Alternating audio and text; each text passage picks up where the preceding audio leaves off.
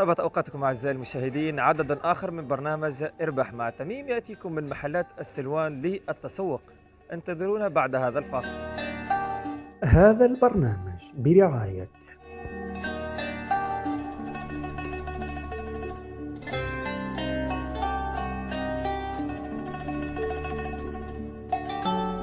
أول متسابق أعزائي المشاهدين، رمضان مبارك، نتعرف عليك. الحاج عبد الجبار بلول من الطلب العربي. عبد الجبار بلول، دين، ثقافة عامة، رياض. رياض. السؤال رقم واحد، اثنين، ثلاثة.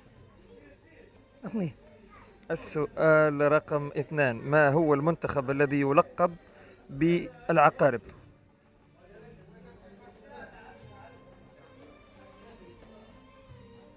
كونغو الديمقراطية.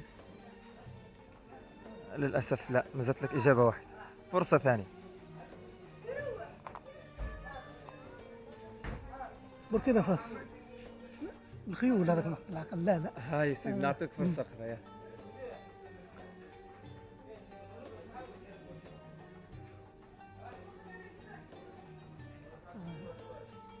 جزر القمر.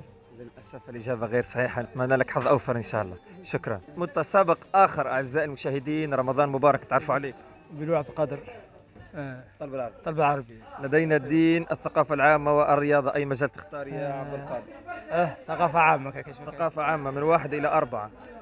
اختار سؤال. واحد. السؤال رقم 1 سهل. ما هي عاصمة إثيوبيا؟ أديس أبابا. متأكد؟